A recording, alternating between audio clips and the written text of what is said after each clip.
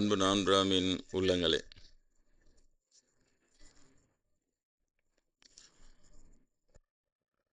கடந்த சில மாதங்களாக பைபிள் வகுப்பிலே ஆதி யூதரான இயேசுபிரான் வெளியிலிருந்து யூத சமயத்தில் நுழைந்து தங்களை தாங்களே ஆர்த்தடாக்ஸ் ஜூஸ் என்று அழைத்து கொண்ட, நமக்கு புரியும் வார்த்தையில் சொல்வதானால் பிராமண யூதர்கள், அவர்களை பார்த்து கேட்ட அந்த ஒரு கேள்வியைத்தான் லூக்காவின் அதிகாரத்தை நடத்தி கொண்டே வரும்பொழுது அதிலேயே நின்று கொண்டிருக்கிறேன் அங்குரம் பாய்ச்சி. ஏனென்றால் அது அது அவ்வளோ பெரிய கேள்வி. இயேசுபிரான் கேட்ட அந்த 2 வரி, அது அவ்வளவு பெரிய கேள்வி. அது உலக அனைத்திலும் அனைத்து சமயத்தவர்களுக்கும், குறிப்பாக அனைத்து சமயத்திலும் இருக்கிற பிராமணர்கள், அதாவது செல்ஃப் ப்ரொக்ளைம்டு ஆர்த்தடாக்ஸ் பீப்புள் தேர், அவர்களை பார்த்து கேட்க வேண்டிய கேள்வி அது. அந்த கேள்வியைத்தான் உங்களுக்கு எடுத்துக்கொண்டு வருகிறேன். இவர்கள் புறச்சடங்குகளையே பெரிதுபடுத்தி பிறரை இழிவுபடுத்தி கொண்டே இருக்கின்ற ஒரு தீய பழக்கம் உள்ளவர்கள் பிராமணர்கள்.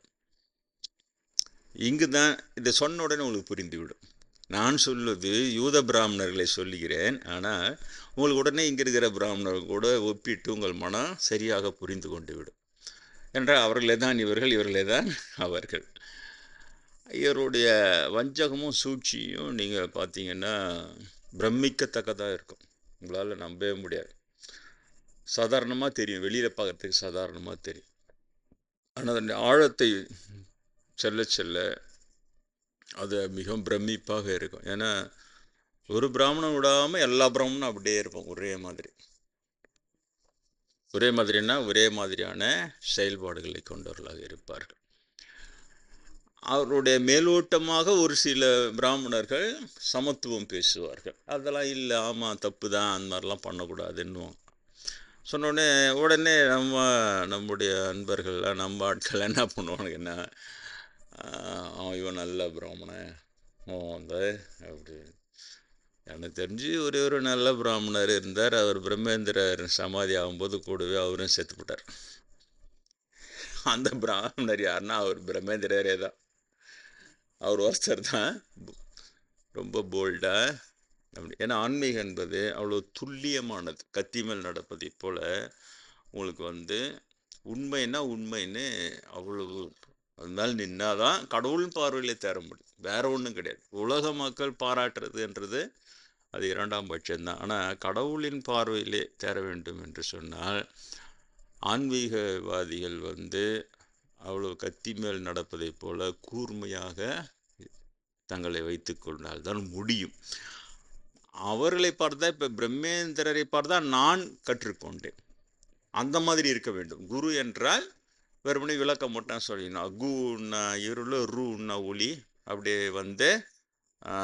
குருன்றவர் சீடனின் உள்ளத்தில் வர இருளை நீக்கிடுவார். அது ஒரு குன்னா ஒளி, ரூன்னா இருளா, அது தெரியாது. எனக்கே சாஸ்திரமே தெரியாது. நல்ல வேலை எனக்கு சாஸ்திரம் தெரியாது, அதால் தப்பிச்சு. ஏதோ ஒன்று ஆகக்கூடிய அப்படி இருக்க வேண்டும். அப்படி இருந்தால்தான் அவர்கள் குரு. இவர்கள் எப்பொழுதுமே நீங்கள் சாதாரணமாக பார்த்தீங்கன்னா நல்லவர்கள் கம்மியாகத்தான் இருப்பார்கள். நாட்டிலே, உலகத்திலேயே நீங்கள் பார்த்தீங்கன்னா கெட்டவர்கள் எண்ணிக்கை அதிகமாக இருக்கும், நல்லவர்கள் எண்ணிக்கை கம்மியாக இருக்கும். 1000ல் ஒருவன்னு சொல்கிறாங்க இல்லையா, 1000 பேரில் ஒருத்தன் நல்லவனாக இருப்பான்னு பிரம்மன் தான் சொல்லுவார். 1000 பேரில் ஒருத்தன் தான் நல்லவனாக இருப்பான். அப்பனா கணக்கு போட்டுங்க. இப்போ அந்த ஒருத்தனா கலெக்ட் பண்ணி அந்த 1000 நல்லவங்களில் ஒருத்தர் கொஞ்சம் ரொம்ப நல்லவனாக இருக்கும். அப்படி போகிறது அது அந்த இதுவே. ஏன்னா இயற்கையே அந்த மாதிரி படித்து வச்சிருக்கு.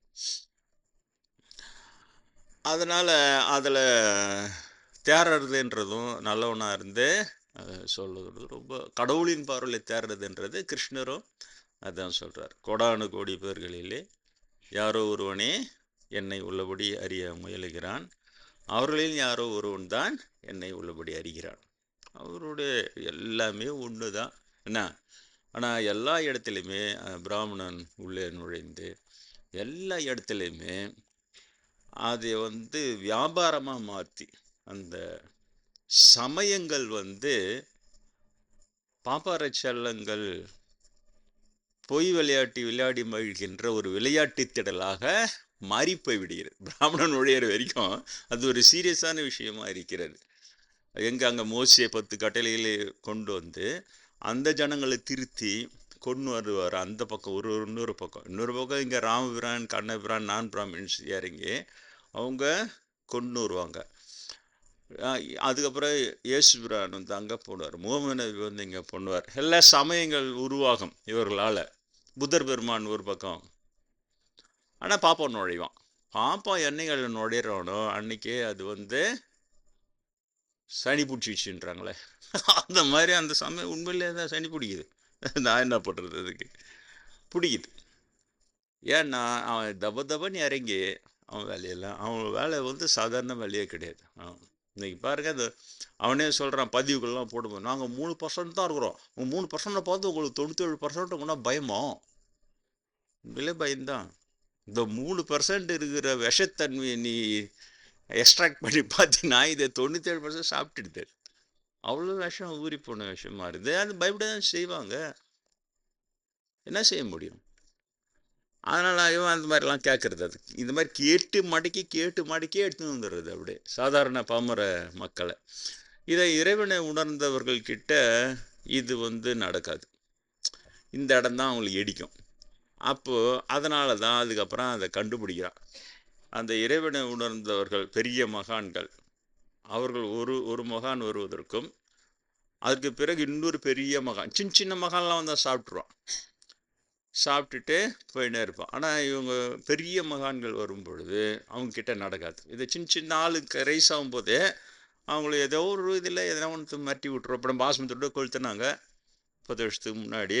இப்போ நம்ம ஒரு சாதாரணமாக தான் தடன்னு பயந்து எனக்கு காஞ்ச மரத்தில் பெரியவா கிட்ட சொல்லு, நான் ஒன்றும் அப்படி இல்லை, இவங்களை பார்த்து சொல்லு, அந்த மாதிரிலாம் பண்ணுவோம் நான் சொல்லு, இப்படி ஒரு சமாதானம் தூது. புரியுதா? இவங்க தான் அனுப்புவான். ஆனால் சரி போ, ஏதோ செய்யலை, இனிமேல் செய்யலான்றான் கூட, இப்படி ஆகிடும். அவங்களுக்குள்ள அக்ரிமெண்ட் ஆகிடும்.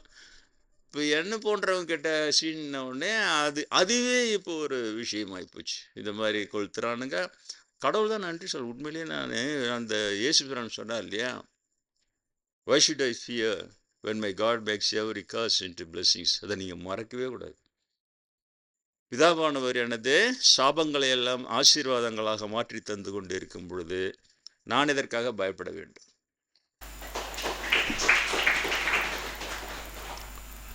அதுதான் இவங்க இந்த என்னை கொலை பண்ணுறதுக்கு இவங்க ரெசல்யூஷன் பாஸ் பண்ணலைன்னா எனக்கு இப்படி ஒரு இது இருக்குதுன்னே தெரியவே தெரியாது. இவங்களுடைய ரகசிய இயக்கம் இப்படி ஒரு இயக்கமாக இவர் ஜெயேந்திரர் இருன்னு தான் போட்டு சொல்ல, வேறு வழி கிடையாது. அவை இதுவை குறித்து சொல்கிறேன். சார்னு பேசணும் கூட அப்படி தான் எனக்கு என்னுடைய இயல்பு. ஆனால் ஜெயேந்திரன் அவன் இவன் தான் பேசணும். ரொம்ப வாய் கெட்டுற போதுன்னு நம்ம கொஞ்சம் யோசிக்க வேண்டியதாக இருக்குது. இப்போ இவர் என்ன பண்ணுறாரு, அப்போ பிராமண பிடாதிபதிகளை கூப்பிட்டு அது முன்னாடியே இவங்களுடைய ட்ரஸ்ட் மீட்டிங் மாதிரி, ட்ரஸ்டிங் நிறைய பேர் இருக்கிறாங்க போது, 20 பேர் 30 பேர் இருப்பாங்க போது, அதெல்லாம் ஃபஸ்ட்டு இவர் சொல்கிறார். அதுதான் எனக்கு கடவுள் ரிலே பண்ணி காமிச்சான். அதில் தாசன்னு ஒருத்தவனை கொல்லணுன்றார் சொல்லிட்டு மறைஞ்சிச்சு. அது மட்டும் எனக்கு என்னை பற்றி என் நிலை அந்த மாதிரி இருக்கு. என்னை பற்றி யாருன்னா நெகட்டிவ்ல என்ன பண்ணால் அது உடனே நீரையில நான் என்ன பண்ணுறது? அதுக்கு கடவுளை எனக்கு அப்படி ஒரு வாரம் கொடுத்து வச்சுக்கிறான். அதனால் இவர் அச்சும் திடுக்குன்னு காலையில் நம்ம ரெடியாக இருக்கலாம் கூட சொல்கிறேன். இந்த மாதிரி கனவு வந்தது. 4 பேரோட இருக்க மாட்டாங்க ஞாயிற்றுக்கிழமை வகுப்பில், ஒரு 5 பேர் இருந்தாலும் இன்றைக்கி அதிகம். ரொம்ப நாளாக வரவங்களாம் இவங்களுக்கெல்லாம் தெரியும். நம்ம ஒன்றும் அவ்வளோ பிரபல்யம் கிடையாது. ஆனால் எப்படி என்ன போய் இப்படி சொல்கிற அளவுக்கு என்ன இருக்குது அப்படின்னு சொல்லி அதுக்கப்புறம் தான் நியூஸ் வருது. அவர் அதோடு உள்ள அதுக்கப்புறம் பிராமண பீடாதிபதி சங்கம் வச்சுக்கிறாங்க. அப்போ தான் எனக்கு தெரியும் அது ஓப்பனாக ரெஜிஸ்டர்டு சங்கமா இல்லை இவங்களுக்குள்ள இருக்கிற ரகசிய சங்கமா, அது எனக்கு தெரியாது. அது சங்கம் வச்சுக்கிறாங்க. அதில் இவர் இந்த ப்ரொப்போசல் வச்சு முதல்ல ட்ரஸ்டிங் கிட்டலாம் சொல்லிடுறாரு. அதில் 2 பேர் கொஞ்சம் டிஸ்பியூட்டடாக இருக்கிறாங்க. ஆனால் வெளியில் சொல்ல மாட்றாங்க. சொன்னால் நம்மளை கொண்டு வானுங்கன்ட்டு ஒரு 2 பேர் அதையும் கடவுள் காமிச்சான் எனக்கு. 2 பேர் இவருக்கு பாதுகாப்புக்குன்னு தான் நம்மளை சொன்னாங்களே தவிர கொலை பண்ண சொல்கிறாரு இவர், கொலை பண்ணுறதுக்கு வரல நம்ம அப்படின்னு ஒரு 2 பேர் மட்டும் குசுமுசு நீங்கள் அவங்களுக்குள்ள பார்த்து அவங்களுக்காக வேண்டிக்கணும். முதல்ல அவனை தான் தூக்கிடும். அந்த எல்லாம் பார்க்குறோம்ல நம்ம அந்த கொலைகாரங்க எல்லாம் பார்த்தீங்கன்னா அவனுடைய கும்பலில் இருக்கிற துரோகியை தான் முதல்ல ஒழிப்பான், நம்மளை மாட்டி விட்டுட்டு போகிறான்ட்டு. அதுக்கப்புறம் விசுவாசமாகறவனையும் ஒழிச்சிடுவோம். ஏன்? அவன் விஷயம் தெரிஞ்சவன் அன்றைக்கி இருந்தாலும் நம்மளுக்கு ஆபத்துன்னு அப்புறம் தான் அவனையும் ஒழிப்பான். உங்களுக்கு தெரியாது அதெல்லாம். பாவம் ஒரு அப்பாவே அப்படியே ஒரு ஸ்மூத்தாக வாழ்ந்துன்னு போயின்னு இருக்கிறீங்க. அதனால் இந்த உள்ளடியில் ரொம்ப உங்களுக்கு தெரியாது, இதெல்லாம் தெரியும். ஆனால் எனக்கு கடவுள் தான். அப்புறம் பார்த்தா பிராமணர் எப்படி அது சங்கம் வச்சுக்கிறப்போல அதில் ரெசல்யூஷன் பாஸ் பண்ணாராம். அவங்க எல்லாரும் ஒத்துக்குனாங்களா? தகவல் வருது எங்களுக்கு. அடப்பாவமே. அப்போ தான் நம்ம அன்பர்கள் நான் சொன்ன கனவு மேலே நம்பிக்கை வந்தது.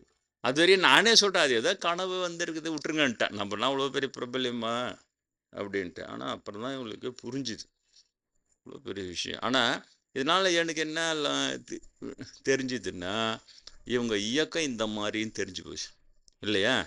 இவங்க இந்த மாதிரியான தன்மை. அதுக்கப்புறம் ஒரு 4-5 வருஷம் கழிச்சு தான் எனக்கு ரமணரை வந்து காஞ்சி பெரியர் காலி பண்ணது எனக்கு அதுக்கப்புறம் கடவுள் காமிச்சான். அவர் 2 சிஷிய கொடிகள் அமைச்சு வேஷத்தை பண்ணி பண்ணது ஆச்சரியமாக இருந்தது. எனக்கே நம்ப முடியல என்னால்.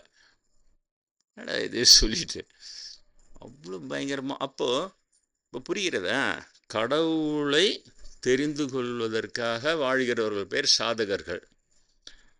அவர்கள் பயிற்சி செய்கிறார்கள். அப்போது தன்னை சுத்தப்படுத்தி கொள்வது, தன்னை சரிப்படுத்தி கொள்வது. ராமகிருஷ்ண பரமஹம்சர்லாம் ரொம்ப அருமை. அதெல்லாமே படித்தா அந்த கடவுளுக்காக ஏங்கி அழுதது கொண்டது அதெல்லாம் ரொம்ப நல்லாயிருக்கும். அந்த சாதகர்கள். அதுக்கப்புறம் சாதகத்தில் சர்க்குருவை தேடுவது. பிரம்மேந்திரியா அதிர்ஷ்டம் எல்லாமே பிராமின் இதுவாகவே லிங்க் ஆகுது. பிரம்மேந்திரர் அப்புறம் அவர் தொடர்ந்து பயிற்சி முயற்சிகளை சொல்லிக் கொடுக்குறார். அவர் பிராமணராக இருக்க சுற்றிலும் பிராமணர்கள் சேர்ந்துட்டாங்க. அதில் அவர் என்ன கண்டுபிடிச்சா தெரியல. எனக்கு அவர் வச்ச கண்டிஷனே என் கொடுக்குற பிராமணன் கூட நீ சேரக்கூடாது. கண்டிஷன் அதுதான் வச்சு சேரக்கூடாது. அப்போ நம்ம ஃப்ரெண்ட்லியாக பழகிறோம்ல, அதெல்லாம் யாருன்னா ஒருத்தவங்க 2 பேர் வந்து பழகினேன்னா அப்போது ஒரு தடவை கடுமையாகவே சொன்னார். நான் சொல்கிறத கேட்குற மாதிரி தான் என்கிட்ட வா, இல்லைன்னா நீ வேறு குரு பார்த்துன்னு போய்டுன்னு சொல்லிட்டார். அப்படியே சொல்லிட்டு அதிர்ச்சி அந்த என்னடா அது இவ்வளோ சீரியஸான மேட்ரு. அது ஆமாம் பின்னால் உனக்கு சொல்கிறேன். அப்புறம் இப்போ தான் புரியுது. ஏன்னா இவ்வளோ சீரியஸான விஷயம் இவனுக்கு. ஆமணரோட பிரம்மேந்திரர் அவ்வளோ. நான் சொல்ல 2 பிராமணர்கள் என்னுடைய நலனில் அக்கறை உள்ளவர்கள். ஒருவர் ஞானி குரு, அவர் தான் என்னை உருவாக்குறார். அவர் சொன்ன அட்வைஸும் பிராமணர்கள் கூட சேரக்கூடாது. அதுவும் இவ்வளோ கடுமையாக தொடர்ந்து நான் சொல்கிறத நீ கேட்கலன்னா நீ வேறு குரு தேடி போயிடுவேன். இன்னொருத்தர் இங்கே வளவனூரில் பெங்களூர் ஐயர். அவர் வீட்டு மாடியில் தான் அவருடைய மகன் என்னுடைய பள்ளி தோழர். அவர் அங்கேயே ரயில்வே ஸ்டேஷன் பக்கத்தில் இருக்க. நாங்கள் சின்ன வயசுலேருந்து ஃப்ரெண்ட்ஸ். அப்புறம் சாமியார் ஐயரவை அந்த மாடியில் வாடகைக்கு தான் இருந்தேன் நான். அவர் அப்பா அம்மாவும் வயசானவங்களாக இருக்கிறாங்க. நீங்கள் எந்த நிம்மதியாக இருப்போம், உங்களை பற்றி எனக்கு தெரியும், இங்கே தங்குங்க. அப்புறம் வாடகை கொடுத்துட்டு தான் அப்படிலாம் இருந்தேன். அவர் அதுக்கப்புறம் 3 வருஷம் கழிச்சு வானான்ட்டார். அதுவும் அவன் நல்லா லேண்ட்லார்டு, உங்களுக்கு தெரிஞ்சது தான். அர்ப்பிசம்பாலத்தில் பாதி நாளும் அவருது தான் இருந்தது. அவன் சம்பந்தியும் பெரிய பண்ணையார் எல்லாம், அது வேறு விஷயம். ஆனால் நான் இங்கே வந்ததுக்கப்புறம் ஆஞ்சநேயர் கனவுல வந்து என்னை இங்கே வான்னு கூப்பிட்டு அப்புறம் நான் திரும்ப இங்கேயே வந்ததுக்கப்புறமா அதுக்கப்புறமும் வந்து பார்ப்பார், எல்லாம் பண்ணுவார். அப்புறம் கடைசியாக அவர் என்னை பார்த்து சொல்லிட்டு போனது, இதை போல் ஆஞ்சநேயர் உங்களுக்கு சரியாக தான் இங்கே கொண்டு வந்திருக்காரு. இப்போ எங்கள் வீட்டில் இருந்திருந்தீங்கன்னா உங்களுக்கு இந்த ஆசிரமம் டெவலப்மெண்ட் வந்திருக்காது. அங்கே சும்மா ரெஸ்ட்ரிக்டடாக எங்கள் வீட்டில் ஒரு சாமியார் அவளே அந்த அளவுக்கு தான் இருக்கும். ஆனால் இங்கே தான் வந்து ஆசிரமமாக இது டெவலப் ஆகுது. பார்க்கும்போது தெரியுது, எனக்கு சந்தோஷமாக இருக்குது. ஆனால் அங்கே இருக்கும்போது அவர் கனவுல கூட சொன்னார், என் கனவுல வந்தது நீங்கள் திருவண்ணாமலை பக்கம் ஒரு சின்னதாக ஒரு ஆசிரமம் வச்சுருக்கிறீங்க, நான் வந்து உங்களை பார்க்குறேன். ஆனால் ரஷ்ஷு பிச்சின்னு போகுது. அப்போ அந்தளவுக்கு ரஷ்ஷு, கேட்லலாம் அலமோதுது அந்த மாதிரி. அது இன்னும் வரல அந்த நிலையில். ஆனால் சொன்னார், இப்படி ஒரு கனவு காட்டுச்சு, எனக்கு ஆச்சரியமாக இருந்தது. பரவாயில்ல நம்முடைய சாமிகள் அப்படின்னு சொல்லி அவர் கடைசியாக சொல்லிட்டு போனது. நீங்கள் வந்து நல்ல டைப்பு, அதனால் உங்களுக்கு நான் ஒன்று சொல்கிறேன், ஒரே ஒரு பிராமணனை கூட ஆசிரமத்தில் சாகாதீங்கன்னார்.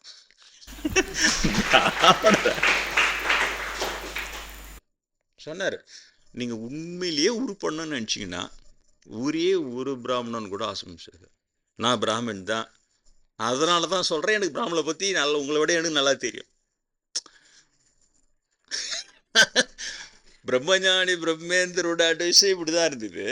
இவர் ஞானம் இல்லாத சாதாரண நல்லவர், ஆனால் அவர் கடைசியாக என்கிட்ட சொல்லிட்டு போனதும் இது. ஆனால் நான் என்னுடைய முற்பிரிவில் ரிவீல் பண்ணும்போதெல்லாம் அவர் அங்கே போயிட்டார், மதுரையில் அவங்க பெண்ணு போயிட்டார். ஆனால் அவரு இன்னொரு ஹிண்ட்டு சொன்னார். என்ன தெரியல, இதெல்லாம் சொல்கிறதுக்கு முன்னாலேயே ஒரு வாட்டி வந்தார். வந்த உடனே சொன்னார், எனக்கு ரொம்ப ஆச்சரியமாக இருக்குது அப்படின்னாரு. என்ன, நான் வந்து ரமணாசிரமத்துக்கு போகும்போது அங்கே தியானம் பண்ணுவோம். இப்போ தியானம் பண்ணோன்னா கொஞ்சம் நேரம் கழிச்சு எனக்கு ஒரு நிலை வரும், ஒரு அமைதியாக ஒரு சொந்தமாக நிலை வரும். நான் இங்கே வரேன், வந்த உடனே சட்டுன்னு எனக்கு அந்த நிலை தூக்கின்னு போயிடுச்சு. என்னால் நம்பவே முடியல, எப்படி இது கேட்டார்.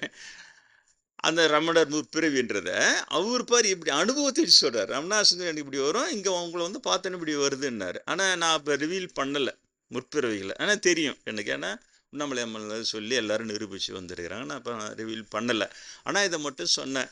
இதுக்கான உங்களுக்கு வந்துக்கிற அனுபவம் சரியான அனுபவம், இதுக்கான அர்த்தம் நான் பின்னால் சொல்கிறேன் உங்களுக்கு.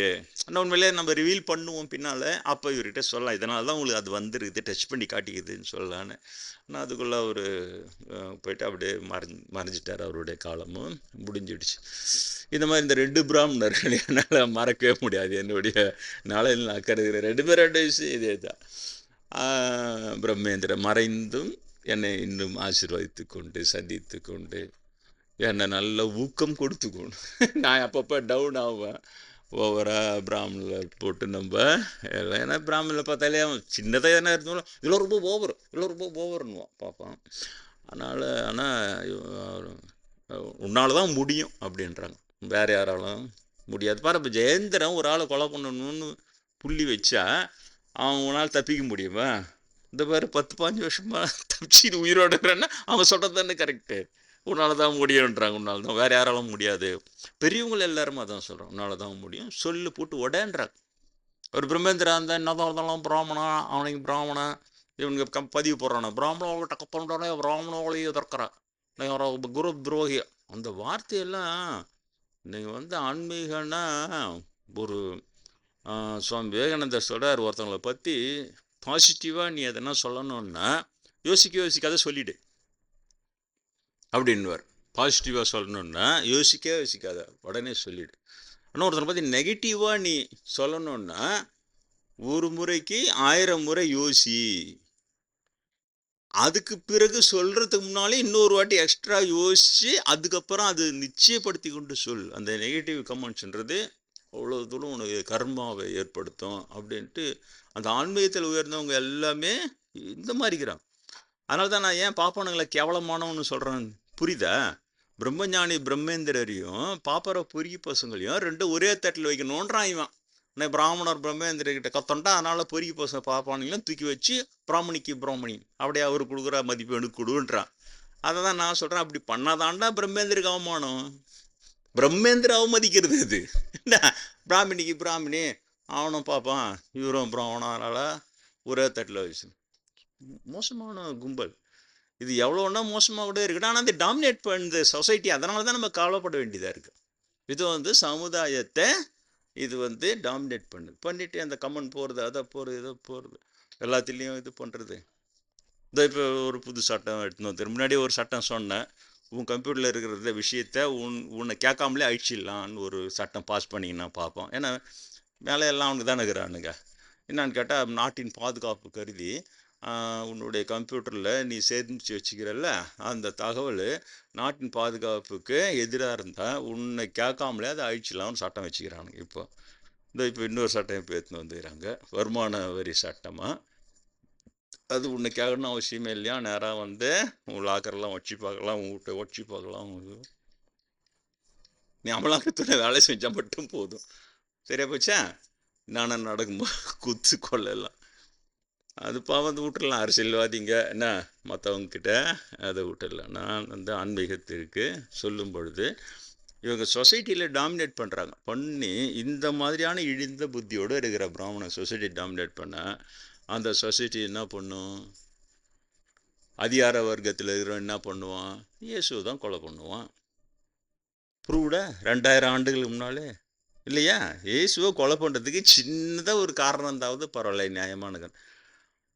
அவ்வளோ கிரேட்டான இயேசுவையே பொய்யன் துரோகின்னு பழி போட்டு கொலை பண்ணுறாங்களா இவனுங்க? எவ்வளோ கேவலமானவனுங்க அவனுங்களே தான் இவனுங்க இப்போ இங்கே இருக்கிறவனுங்களும். அப்போ அது விளைவு என்ன?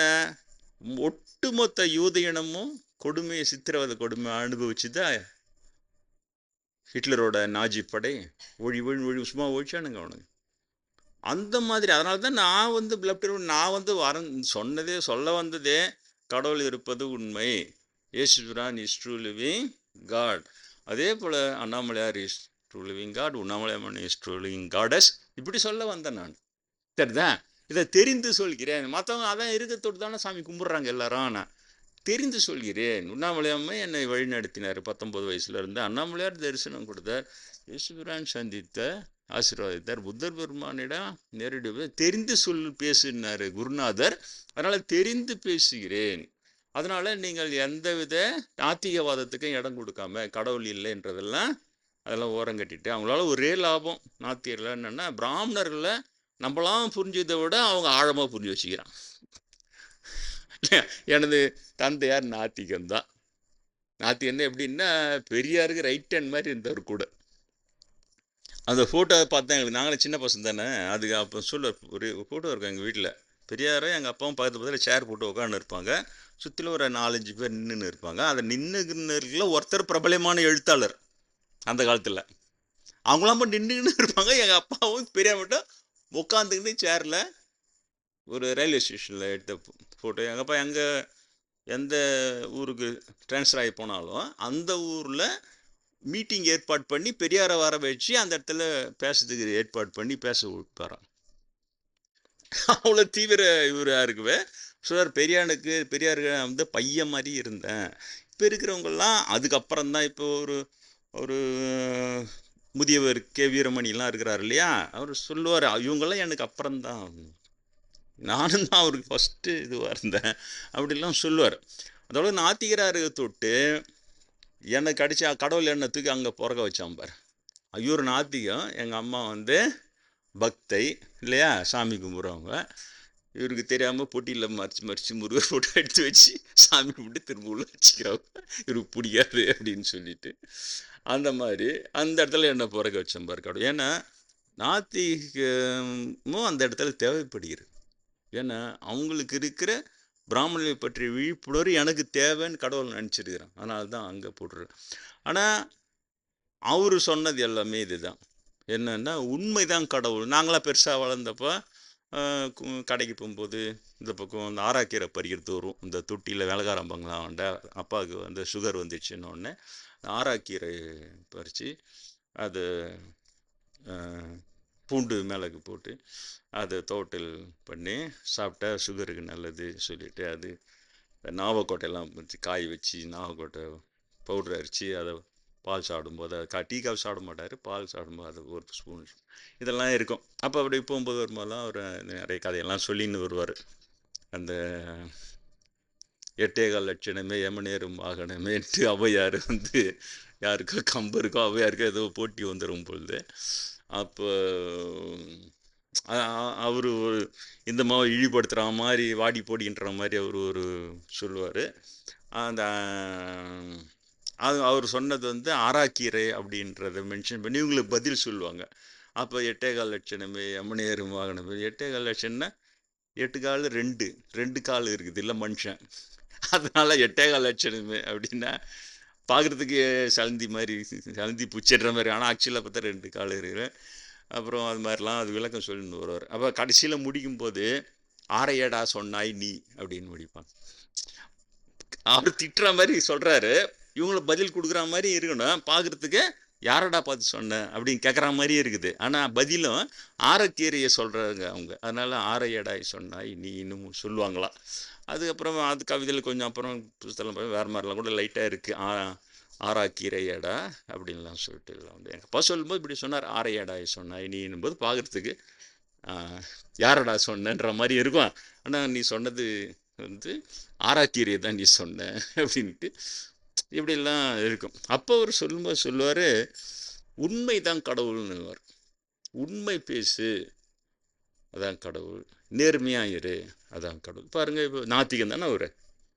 அப்போ இவங்கெல்லாம் தப்பாக பரப்புகிறாங்கல்ல, பெரியார் வந்து நீ கண்ணா முன்னாடி இவங்க பெரியார் ஃபாலோவர்ஸ்னு சொல்லிக்கிறவங்க இதை சிங்கப்பூர்லாம் போய் குத்திச்சிட்டு வராங்க. அதெல்லாம் இருக்கு தொட்டு அது பெரியார் சொன்னார்னு எடுத்துக்க முடியாது இல்லையா? எங்கப்பா சரியாக சொல்கிறாரு, அவர்கிட்ட வளர்த்து விட்டு உண்மைன்ற பத்திரிகையை நடத்தினார் பொழுது பெரியார், உண்மைன்ற இது.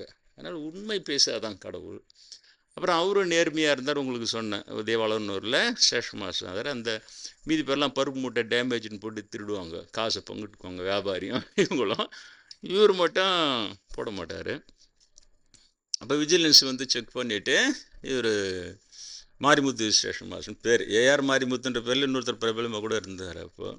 அப்போது வந்து அந்த விஜிலன்ஸ் அவங்க கேட்குறாங்க, எப்படி மாரிமுத்து ஸ்டேஷன் மாஸ்டருக்கு போது மட்டும் எப்படி பார்ப்பான் பருப்பு மூட்டை டேமேஜ் ஆக மாட்டேங்குது, மீதி பேர்லாம் டியூட்டியில் இருந்து எப்படி டேமேஜ் ஆகுது?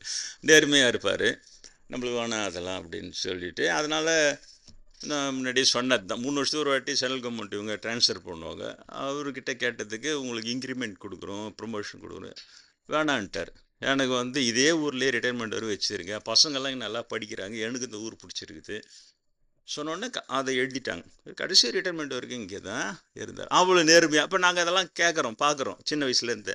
ஓ, அப்போ நேர்மையாக இருக்கிறார். அப்போ அவரும் நேர்மையாக இருக்கிறாரு. அந்த நேர்மைக்கு பாராட்டி அரசாங்கமும் அவர் கேட்டதை பரிசு கொடுக்குது.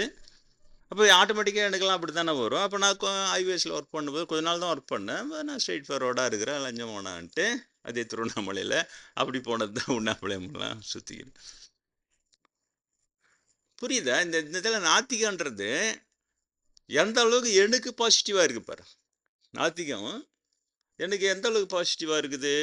உண்மை பேசாதான் கடவுள்ன்றாரு இல்லையா? அப்புறம் நான் இதில் வரும்போது ஆன்மீகத்தில் வரும்போது செல்ஃப் பர்பஷன் காலையெல்லாம் படிக்கும்போது ஃப்ரெண்டை பார்க்க வரான்னு போய் சினிமாவுக்கு போகிறது அதெல்லாம் இருக்கும், சின்ன சின்ன பொய் எப்பவும் போல் இருக்கும். நம்ம பசங்க அடிக்கிற பொய்யெல்லாம் அதில் எனக்கு அசத்தலாம் சர்வசாதாரணமாக அடி இப்படி சொல்லிடுறாங்க சாமி, அப்படி சொல்லிட்டேன் சாமி, இப்படி சொல்லிட்டேன். அது சின்ன சின்ன பொய்ங்களை சும்மா செம்மையாக போட்டு விளையாடுத்துக்கணும். எனக்கு பயமாகுது, நம்மளுக்கு இந்த மாதிரி கொஞ்சம் விட்டு கெட்ட பழக்கம் வந்தால் போகுது சின்ன சின்ன பொய் சொல்லி சமாளிக்கிறது. அதை அப்போ நினச்சி நம்ம காலையில் படிப்போம் அப்படி தான் இருந்தோம். இந்த ஃப்ரெண்டை பார்த்துட்டு வரேன்னு போயிட்டு அவங்க கூட சேர்ந்து சினிமாக்கெல்லாம் போயிட்டு ஊரை சுற்றிட்டு வர சென்னையில் இருந்தோம். அதுக்கப்புறம் இதில் வரும்போது பர்ஃபெக்ஷன் வரும்போது அந்த சின்ன காந்தியெல்லாம் படித்து, ஓ இதெல்லாம் ரொம்ப முக்கியம், அப்போ அந்தளவுக்கு நம்ம சரியாக இருக்கணும் அப்படிலாம் வந்தது தான். எதுவுமே போராடி போராடி நம்மை திருத்தி கொண்டு வரும்பொழுது தான் திருந்திய வாழ்க்கை அமிழ்தினும் இனிது. இப்போ இது எல்லாமே ஒரு நாத்திகம் பேசுறது, அவர் நேர்மையாக வாழறது, உண்மை பேசுறது எல்லாமே எனக்கு உபயோகப்பட்டுதா இல்லையா? இல்லையா? அவருக்காண்டி ஆத்திக்கிறன்ற பேரில் இருந்தது தான் என்ன பண்ணியிருப்பார், ஒரு மந்திரம் பண்ணிக்கோ, ஒரு யாகம் பண்ணிக்கோ இல்லையா, ஒரு பாப்பானை வச்சு ஒரு அதை பண்ணிக்கோ, ஒரு இதை இப்படியே தான் இருந்துருப்பா. அதுக்கான வாய்ப்பே இல்லை. எனக்கு தேவையானது அது பக்தி, அம்மா கொடுக்குற சாதாரண பக்தியே போதும். கோயிலுக்கு போனால் கோயில் சுற்றி வரும், இந்த சுப்பிரமணிய கோயில் கிருத்திகானா போவோம் வளவனூரில், அதில் போய் சுற்றின்னு வரும்போது பிராமின் லேடிஸ் லொடலோட லொடலோட லொடலோட லொடலோட லொடலோடன்னு பேசிக்கிட்டே சுற்றின்னு வருங்க. இப்போ எங்கள் அம்மா சொல்லுவாங்க, என்ன இதுக்கு இந்த மாதிரி ஒரு சாமியை கும்பிட போகிறோம், அந்த சாமியை கும்பிட இதை விட்டுட்டு லொடலோட அந்த நவகிரகம் சுத்தம் ஒரு 9 தடவை. அப்புறம் அவள் என்ன சொன்னா, அவர் இல்லை சாமி இல்லையா மாமி, அவர் வந்து எப்படி சொன்னா அப்படியே சொன்னா அவளுக்கு அப்பவே தெரியும். நாளைக்கு ஒன்று ஒரு ஸ்லோகம் கடை சொன்னோம், திரும்ப அவர் என்ன சொல்ல. நாங்கள் சின்ன பசங்க வந்து எங்களுக்கு அம்மா கொடுத்த ட்ரைனிங். அப்புறம் எங்ககிட்ட என்ன சொல்லி கும்பிடுங்க, கோயிலுக்கு வந்தால் பேசக்கூடாது. இவங்க பண்ணுற கலாட்டாவை பார்த்து எங்களை சைலண்ட் பண்ணும். கோயில் வந்தால் பேசக்கூடாது, எது வந்தாலும் ஜாடியிலேயே தட்சிணை போகிறதுக்கு சில்லற கேட்கணும் எடுத்து அவங்களும் பேசணும். அந்த கோயில் சுற்றி கம்ப்ளீட்டாக முடிச்சு வெளில வரைக்கும் வரும். இந்த மாதிரி சின்ன சின்ன ட்ரைனிங். அதுக்கப்புறம் அது பெருசாகும் போது அது எனக்கு இப்போ கூட நீங்கள் மலைக்கு வரவங்கெல்லாம் கேட்டு பாருங்கள். போகணும், ஏன்னா ஒரு கோயிலுக்கு போகணும்னா இறங்கணும்னா என்ன ஃப்ரீயாக விட்ருவாங்களா? சரி, நீங்கள் போயிட்டோம், நான் போனோம், என் சாமி அப்படியே கூட வருது, அப்படியே பந்தாவாவே அது வேணாம், நான் என் இஷ்டப்படி நான் சுற்றி வரேன், நீங்கள் பாண்டு உங்களுக்கு என்னென்ன விருப்பமோ நீங்கள் தேங்காய் பழம்லாம் உடச்சி நீங்கள் பாண்டு சுற்றினுவாங்க, முடிச்சுட்டு எல்லாம் ஒன்றா வரலாம். இப்போவும் அந்த மாதிரி தான் இவங்க நடையானா. எனக்கு அப்போ சின்ன வயசில் அம்மா கொடுத்த ட்ரைனிங். கோயிலில் போயிட்டு அப்புறம் என்ன காசு இருக்குதா, அப்புறம் எத்தனை மணிக்கு கிளம்ப போகிறோம், அப்புறம் அடுத்த கோயில் அங்கே, இதெல்லாம் அது உள்ளேவா போனால் சாமி நம்ம அவ்வளோதான். இந்த பேசுனா அது டிஸ்டர்ப் ஆகுதுன்றத அந்த சின்ன வயசில் எங்கள் அம்மா கொடுத்த சின்ன ட்ரைனிங். அது பாரு கட கட கட கட கட இவ்வளோ பெரிய ஆன்ம சாதகத்துக்கு அது உபயோகப்படுகிறது. அதனால் நீங்கள் என்ன செய்யணும்னா, இதுதான் ஆன்மீகம், அப்படி தான் எடுத்துக்கணும். என்ன இந்த ஆன்மீகம் பிரச்சாரன்ற பேரில் இவங்க அப்போ இந்த பகவத்கீதை இலவசமாக அச்சு கொடுக்குறாங்கன்னு கேள்விப்பட்டேன். இலவச பொய்ன்னு பேர் வச்சு. ஏன் பகவத்கீதையில் கண்ணபிரான் வாயில் சொருவனானுங்கள்ல 4 ஜாதியை நானே படித்தேன், அந்த பொய்யும் சேர்த்து தான் அச்சு கொடுக்குறேன். அப்போ ஜனங்களுக்கு எல்லாம் மண்டையில் ஏற்றுறான் பாரு, எத்தனை பேர் நான் சொல்கிறத கேட்டிருப்பாங்க? இல்லை பிராமணரான பிரம்மேந்திர சொன்னது யார் எத்தனை பேர் கேட்டிருப்பாங்க, படிச்சிருப்பாங்க? அவங்களே கூடகிறவங்களாம் அமுக்கிட்டானுங்கள, அதுதான் அவர் பரவாத அளவுக்கு. இவர் அங்கே போய் லிங்க் வச்சுக்கிட்டு ஸ்ருங்கேரி மடத்தில் எல்லாம் அப்படியே பெரியவான்னு மோசமானவனு பார்ப்பானுங்க. ரொம்ப அருவருப்பான ஒரு கூட்டம் அது. அவங்க விளையாடுற பொய் விளையாடுற ஒரு விளையாட்டு திடலாக மாறி போகுது எந்த சமயத்தில் நுழைந்தாலும். அன்னைக்கு யூத சமயத்தில் நுழைஞ்சு விளையாடி யாருனா நினச்சி விட பார்க்க முடியுமா? 2000 வருஷத்துக்கு முன்னாலே சிறுமிகளை நீ கற்பழிச்சிக்கோன்னு கடவுள் அவங்களுக்கு ரைட்ஸ் கொடுத்தாருன்னு சாஸ்திரம் எழுதி வச்சுன்னு பண்ணிடுறான் சார்னா. அங்கே திடுக்கு நீங்கள் வந்து இப்போ சமீபமாக ஒரு 5 வருஷமாக தான் பார்க்குறேன், பார்த்தா கேரளா பெண்களை ஃபஸ்ட் நைட்டு பிராமணன் கூட தான் வச்சுக்கணுன்ட்டு அவ்வளோ பேர் வினாக்கியிருக்கிறானுங்க. அந்த மடையனுங்களும் அவர் யார் ராஜாங்க இளவரசி எல்லாம் ஒத்துக்குன்னு ராணியாகவே இருந்தால் கூட ஃபஸ்ட் நைட் பிராமணன்கிட்ட வச்சு அப்புறம் தான் ராஜா. என்ன எவ்வளோ பெரிய இது, அதை தாண்டிடுச்சு பாரு இது. அது சிறுமிகளை பண்ணால் உங்களுக்கு அப்புறம் அது கூட நீங்கள் கூட அந்த புக்கில் படித்து பாருங்கள். The way Brahmins entered into and destroyed 4 major primitive religions of the world அப்படின்னு ஆங்கிலத்தில் ஒரு சொற்பொழி கொடுத்துருக்குறேன். நம்முடைய வெப்சைட் dasram.com பார்த்தீங்கன்னா ஃபஸ்ட்லேயே அது இருக்கும். அது அப்படியே தமிழ் டிரான்ஸ்லேஷன் 4 சமயங்களை பிராமணர் எழுத்த விதம் கொடுத்துருக்கேன். அதில் அந்த இது போட்டிருக்கிறேன், அந்த ஸ்னாப்ஷாட் எடுத்தான் டால்முல் எழுதினானுங்கள. அதில் என்னென்னா அந்த 3 மாத குழந்தைய 6 மாத குழந்தைய அதுவே நீ உன்னுடைய பாலியல் இச்சைக்கு உபயோகப்படுத்திக்கலான்னு கடவுள் ரைட்ஸ் கொடுத்தாரு. அப்போ சிறுமியெல்லாம் எந்த மூலிக்கு இல்லை 3 மாதம் 6 மாதம் குழந்தை, எனக்கு அது மறந்துடுச்சு. எப்படி அவனுக்கு அதை திடுக்குன்னு இங்கே வந்தான்? அதை விட அநியாயம் இது.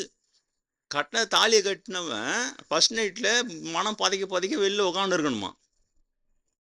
இவர் பிராமணர் போய் துவக்கி வச்சுட்டு வர்றாராம்.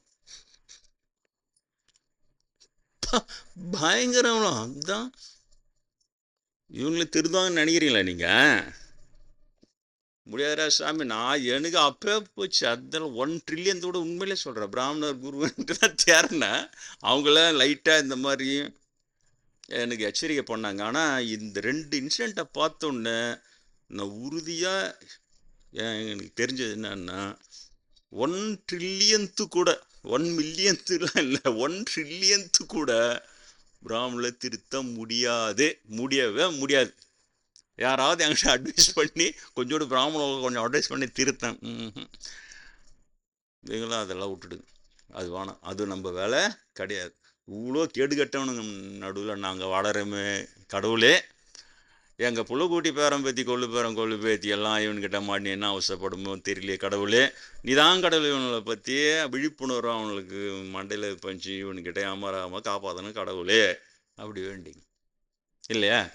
எங்கள் புத்தர்கிட்ட அங்கே வேணாலும் சரி, அங்கே புளியார் முருகிட்ட அங்கே வேணா சொல்லி இங்கே இயேசு நாமத்தினால இயேசு பிராணைய பரலோகத்தில் இருக்கும் பராவதாவை எங்களை கொஞ்சம் கண்ணெடுத்து போகிறோம். எங்களுடைய அவங்க பாஷையிலேயே உண்ட வேண்டிங்க.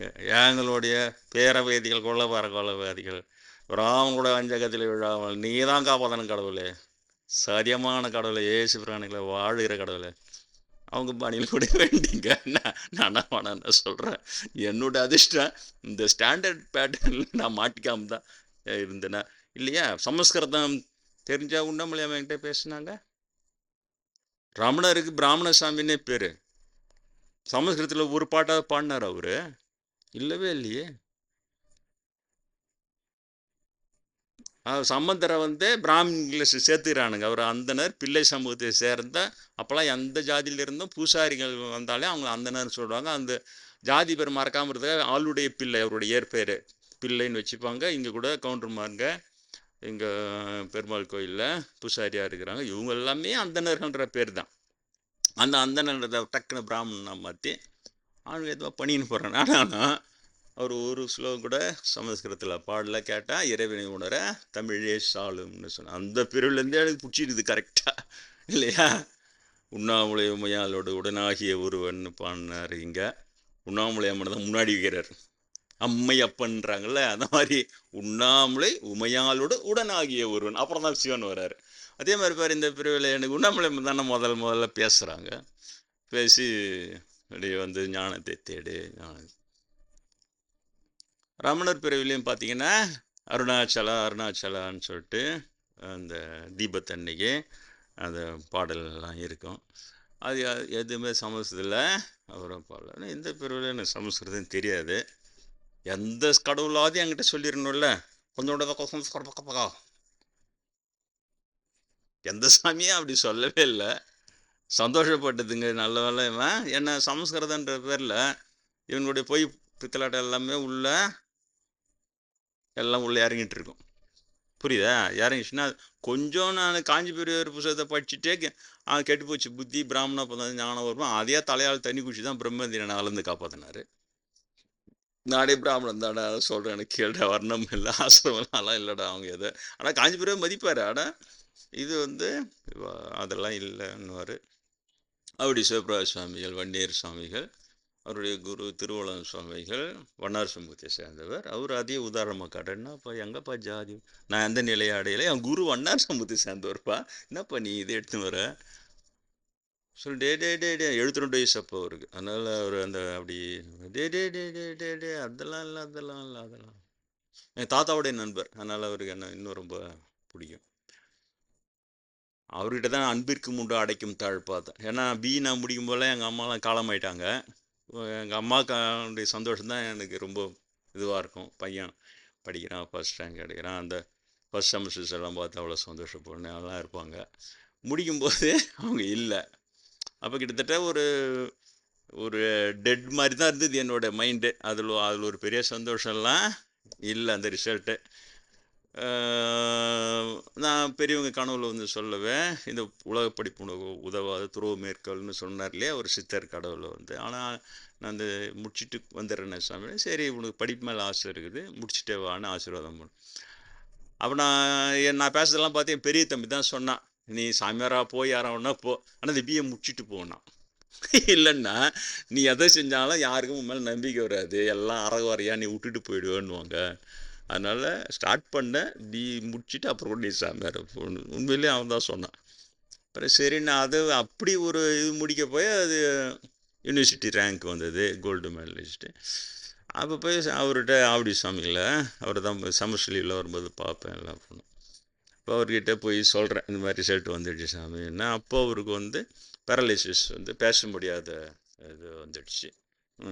ஓம் மட்டும் சொல்லுவார், ஓம் ஓம் அப்படின்னுவார். அப்போ இதை சொன்னேன், நானே நினச்சே பார்க்கல இதை மாதிரி டிஸ்டிங்ஷனில் பாஸ் பண்ணிக்கிறேன் சாமி யூனிவர்சிட்டி அப்படின்னோடனே. அதுக்கு அப்படியே முகலாம் மாலேஜ், நான் தான் சாமி யூனிவர்சிட்டி ஃபஸ்ட் ரேங்க். அப்படியே கண்ணில் பொலன்னு அந்த ஆனந்த கண்ணீர் அப்படியே ஊற்றுது அவர். நான் உண்மையிலே அதிர்ச்சி, இது வரைக்கும் நான் பார்த்ததே இல்லை அந்த மாதிரி. அன்பிற்கு முண்டோ அடைக்கும் தாழ், ஆர்வலர் புன்கண்ணீர் பூசல் தரும். அந்த அன்பில் வந்து அன்பு இருக்கிறவங்கள அந்த அவங்களுடைய கண்ணீரை அதை அடைக்கிறதுக்கு ஒரு தாழ்பாலே கிடையாது, ஆனந்த கண்ணீர் வரும். அதுதான் அன்பினுடைய அடையாளம். திருக்குறள் எல்லாம் திருக்குறள் சொல்லத்தே இல்லை. நான் அப்படியே அசந்துட்டேன். அப்படி தாரையா கண்ணீர், அவ்வளோ தண்ணீர். அப்புறம் ஒரு முருகேசன் அவருக்கு துணை இருந்து இப்போ கூட இருக்கிறார், வயசானவர் வர்றாரு. அவரு கூப்பிட்டு சொல்லுன்றாரு, இந்த மாதிரிங்க ரிசல்ட்டு. அதான் நீங்கள் போகும்போது சொல்லுவார், நீங்கள் வந்துட்டு போகும்போது இந்த பையன் வந்து ஆன்மீகத்துலேயும் டாப்பில் இருப்பான், உலகியல்லையும் இவனை அடிச்சிக்க முடியாது, ரொம்ப டாப்பில் இருப்பான், ரெண்டுத்துலேயுமே சொல்லுவார். அதுக்கேற்ற மாதிரி தான் நீங்கள் சொல்கிற அதான் சாமி சந்தோஷமே என்கிட்ட சொல்கிறாரு அப்படின்னு. இதுதான் சார் ஆன்மீகம் எனக்கு தெரியும் இல்லையா. இது ஆன்மீகம். பாப்பான்னு சொல்கிறதுன்னா சடங்கு பிஸ்னஸ், ரிச்சுவல் பிஸ்னஸ். பாப்போம் சொல்லு முழுக்க ரிச்சுவல் பிஸ்னஸ். அது வந்து ட்ரை, அது உள்ள வந்து அன்பு, துடிப்பு, அதெல்லாம் இருக்காது அதில். அது விவேகானந்தர் அப்படி எவ்வளோ பெரிய ஞானிப்பார். அந்த சமயத்தினுடைய உயிர் நாடிய அன்பு தான் இல்லையா? அன்பினால அவர் புத்தர் அவ்வளோ கிரேட்டாக சொல்லுவார் விவேகானந்தர். அவரை படிச்சு தான் எனக்கு புத்தர் மேலே அவ்வளோ கிரேட்னஸ்னால், அவர் வந்து சாமிகிட்ட போய் நான் வரம் கேட்கும்போது அதை தான் கேட்டேன், புத்தர் அளவுக்கு என்னை பியூர் ஆக்குங்க சாமி, நீ என்ன ஒன்றா பண்ணுங்கன்னு சொன்னேன். ஏன்னா அவ்வளோ கிரேட்டு புத்தர், அவ்வளோ இதுவாக விவேகானந்தர் பேசுவார் இல்லையா? இவங்க சும்மா புத்திஸ்ட் உடனே வந்து சமணனுக்கு ஒரு ஜெயினனுக்கு இங்கே என்ன வேலை, இதெல்லாம் சீப்பான ஒன்று. அவர் அதை சொல்லுவார், அந்த துடிப்பு, அந்த அன்பு, அதுதான் வந்து ஆன்மீகம். ஆனால் பிராமின்னுங்க என்ன பண்ணிட்டாங்க, ரிச்சுவல் தான் கடவுளாக்கிட்டாங்க இல்லையா? ஒரு ஸ்லோகம் சொல்லிக்கோ, மந்திரம் சொல்லிக்கோ, யோகம் பண்ணிக்கோ, யோகம் பண்ணிக்கோ, என்ன இப்படியே அந்த புறச்சடங்கு அதையே சொல்லி சொல்லி உள்ளத்தில் இருக்க வேண்டியது அன்பு துடிப்பு செத்து போச்சு. அப்போ இந்து சமயத்தையே சொன்னார், Hinduism has become a dead skeleton because of this ritualist சொன்னார் சார் விவேகானந்தர். நான் படிச்சிருக்கிறேன். ரிச்சுவலிஸ்ட் இவங்களுடைய சடங்குகளை பெரிதுபடுத்தி இந்து சமயத்தை சாவிச்சிட்டானுங்கன்னு சொன்னார். இந்து சமயத்தில் இன்னைக்கு வெறும் புறச்சடங்கு தான் இன்னைக்கு பெருசாக போதே தவிர, உள்ளத்தில் இருக்க வேண்டிய அந்த அன்பு உணர்ச்சி இருக்கு இல்லையா, அன்பு துடிப்பு இருக்கு இல்லையா, இரக்கம், கருணை, அதெல்லாம் இல்லை சொன்னார். அப்போ பாரு, இயேசுபிரான் சொன்னது இங்கே வருதா, அகம்புறம் என்று இரண்டை படைத்தானே கடவுள். புறச்சடங்கை வச்சே நீங்கள் உங்களை பெருசாக ஒஸ்தின்னு பேசிக்கிறீங்களே. இப்போ பிராமணன் அப்படி தானே சொல்கிறோம் இல்லையா? எங்கேயாவது அவன் அகத்தை வைத்தோ, இப்போ நான் இவ்வளோ சொல்கிறேன்னு ஒன்று ரெண்டு இல்லை, பொதுவாகவே இந்த ஆன்மீகத்துறையில் இருக்கிறவங்களுக்கு தன்னடக்கன்றதும் அகந்தை இல்லாமல் இருக்குதுன்னு அப்படி தான் இருக்கும், ரொம்ப சொல்ல மாட்டாங்க. ஆனால் பாப்பான் வந்து ஒரு கமெண்ட் போட்டு கூட என்னை சொல்ல வச்சிட்டான் எல்லாத்தையும். இதுவும் ஒரு விதத்தில் இதுதான் god makes every curse into blessings. இவனுங்க தான் கர்ஸ், சாபமே பாப்பானுங்க தான். ஆனால் அவனுங்க வந்து என்னை சீட இப்போ நான் ஒன்று ஒன்றா வெளியில் சொல்லி பார்த்தா இவ்வளோ பொலன்னு கொட்டுது. ஒன்று ரெண்டு இல்லை, எக்கச்சக்கமாக இருக்குது. இப்போ எல்லாம் ஆச்சரியம், எப்படி இந்த அளவுக்கு யாருமே இல்லை, ஒருத்தங்க தான் ஆச்சரியப்படுறாங்க, இந்த அளவுக்கு யாருமே இல்லை, இவ்வளோ அனுபவம் இருக்குது எனக்கு. அப்புறம் திரும்பி பார்க்குறாமண்ணா நம்மளை போட்டு அந்த கடவுளினுடைய செல்ல குழந்தைன்னு ஒருத்தர் சொன்னார், இவர் கடவுளின் செல்ல குழந்தை. இன்னும் கூட யாருன்னே தெரியாது. அந்த யூடியூப்பில் மீனாட்சி அம்மன் எனக்கு தரிசனம் கொடுத்ததும் அந்த இது பண்ணேன். அப்போ யாரோ ஆச்சு கமெண்ட் ரிலே ஆச்சு, அவர் கடவுளின் செல்ல குழந்தைய இருக்கிறார். பார்க்கும்போது செல்ல குழந்தை, ஏன்னா அம்மன் ஓடி வரா, லட்சம் பேருக்கு கூட்டம் அலம்போது அதெல்லாம் விட்டு என்கிட்ட வந்து என்னை காணாமலே செல்கிறாய் வருத்தப்படுறாங்க. தளம் கடந்து செல்கிறாய், என்னை காணாமலே செல்கிறாய் அப்படின்னு சொல்லிட்டு இவ்வளோ அனுகிரகம் பண்ணி விளையாடி காட்டுறாங்க. அப்போ இதெல்லாம் நான் சொல்லாமலே இருந்தேன். இப்போ பாப்பா கமெண்ட் அடிக்க நம்ம கம்முன்னு இருந்தோம்னா நம்மளையும் இப்போ ராமணேஸ்வரனை வீணாக்கிட்டானுங்கள்ல. ராமணேஸ்வரம் வந்து என்னை சந்தித்து அவர் சொல்லணும்னு என்ன அவசியம் சொன்னால் அதெல்லாம் இல்லை, நான் அது பொம்பளை பொறிக்கின்ற மாதிரி காட்டுறானுங்க. ஐயே ரொம்ப நாஸ்தியவனுங்க. ஒரு பக்கம் பிராமின்ட்டானுங்க ராமணேஸ்வரனை, இன்னொரு பக்கம் கேவலப்படுத்துகிறானுங்க. இது உள்ள என்ன சூழ்ச்சின்னு தெரியல. அவரோட பிராமின்னா தான் பிராமணனே சொல்கிறான் அப்படின்ட்டு கம்முன்னு இருப்பாங்க. என்னத்துக்கு அதை பண்ணானுங்களே தெரியல. அவர் என்கிட்ட சொல்ல, நான் பிராமணன் கிடையாதுன்னு தான் சொன்னார். என்கிட்ட சட்டை இல்லாமல் தான் பேசினார், பூணெல்லாம் இல்லை. மரியாதை நிமித்தம் அவர் என்ன ஒரு தவசியாகவே இது பண்ணி பேசினார். அப்போ சொன்னார், நான் பிராமணன் இல்லை, தமிழன். பத்தியா, நான் பிராமின்னு கூட சொல்லலை, நான் தமிழன் அப்படின்னு சொன்னால் பிராமணன் இல்லை. அப்போனா பிராமணன்னாலே அவன் தமிழன் இல்லை. பத்தியா, ராமணேஸ்வரன் எனக்கு அந்த ஒருவர் இல்லை. அடுத்தது அதை எனக்கு சொல்கிற, இவன் நாங்களும் தமிழரோட தான், நாங்கள் எங்கள் வீட்டில் தமிழ் பேசுகிறான்னு. அதெல்லாம் இல்லை, பிராமணன்னாலே தமிழன் இல்லை, நான் பிராமணன் இல்லை, நான் தமிழன் இருப்பேன் ராமணேஸ்வரன் என்கிட்ட. அதுலேயே எனக்கு அதை சொல்லிட்டாரு, பிராமணன் தமிழன் கிடையாது அப்படின்னு சொல்லி அவர் தான் அதெல்லாம் சொன்னார் எனக்கு. இப்போ இன்னி வரையும் நீங்கள் அந்த ஹிஸ்ட்ரியில் எங்கேயுமே இன்பவின்ற பேரோ அந்த கேரக்டரை எங்கேயுமே நீங்கள் பார்த்துருக்க முடியாது. இதுக்கப்புறம் பாப்பா நுழைச்சி ஒரு கதை எழுதி இன்பவின்னு கூட சொல்லுவான். என்ன வேணா செய்வானு அவனுக்கு, நீங்கள் நினைக்கிற மாதிரிலாம் கிடையாது. ரொம்ப மோசமான ஒரு இவனுக்கு அவன் செய்கிறதுக்கான வாய்ப்பெலாம் இருக்கிறது. அதனால் வந்து அதை வந்து எனக்கு அப்போ அவரை எவ்வளோ வீணாக்கியிருக்காங்க. அவர் இன்பவியோடு சிறிது நாள் நான் வாழ்ந்தேன், அதுவும் அவளுடைய வளர்ப்பு தந்தை காரைக்குடியை சேர்ந்த நம்மவர்னு சொன்னார். அப்போ அந்த காரைக்குடியை சேர்ந்த ஒரு சிற்றரசனாக இருக்கலாம், இல்லை ஒரு முக்கியமான ஒருத்தர் பொழுது அவருடைய அந்த மாதிரி வளர்ப்பு தந்தை தான் சொல்கிறார். அந்த இன்பவி அவர் தான் நாங்கள் ஒன்றாக இருப்பதற்கு எங்களை அவர் தான் சேர்த்து வைத்தார். இன்பவியோடு நான் சிறிது நாள் வாழ்ந்தேன் ஏற்றமாக சொல்கிறேன். அப்போ இன்பவி ஒரு பெரிய நல்ல பெண்ணாக இருக்கணும், குணவதியாக இருக்கணும். காமிச்சார் என்ன எனக்கு அந்த இன்பம் நீண்ட கூந்தல் கிட்டத்தட்ட தரையை தொடுது அந்த கூந்தல், கண்ணியமான ஒரு பெண். இவ்வளோதான், புரியுதா? ராவணேஸ்வரன் இவ்வளோதான். மனைவி இல்லாமல் இன்பவியோடு சிறிது நாள் வாழ்ந்தார். பெண் தொடர்பு அவருக்கு இவ்வளோதான். ஆனால் எப்படி ராமாயணம் யார் துளசி ராமாயணம், கம்ப ராமாயணம் ஒழிஞ்சுக்கிட்டா எல்லாம் பாப்பான் புழு ஒன்று நம்பி பெரிய பெரிய மகான்கள், சாதாரணமானவனுங்க இல்லை, பெரிய பெரிய மகான்களை அதனால தான் சொல்ல வரான். பிராமணனை பெரிய பெரிய மகான்களை ஏமாந்து விடுவார்கள் பிராமண புழுவில், அவ்வளோ சாமர்த்திய புழு. ஆனால் புழுவி அதை 1000 வருஷம் 2000 வருஷம் அதை நவுத்தின்னு போகிறதுல கில்லாடி அவன். அது எதிர்க்கிற உண்மையாளர் ஒழிச்சின்னு போகிறதுல கில்லாடி. ஏன்னா அவன் ரிவீல் பண்ணிடுவான் உண்மையை. இப்போ நீங்கள் பார்க்குற ராமாயணம், அது சீரியலாக இருக்கட்டும், சினிமாவாக இருக்கட்டும், கதையாக இருக்கட்டும், கம்ப ராமாயணம் கவிதையாக இருக்கட்டும், பாருங்கள் எங்கே இடிக்குது. ராவணேஸ்வரன் என்னை சந்தித்து எனக்கு இந்த உண்மையை சொல்லலைன்னா எனக்கு இந்த உண்மையை தெரிஞ்சிருக்குமா? அப்போ நான் சொல்கிறது கரெக்டு தானே?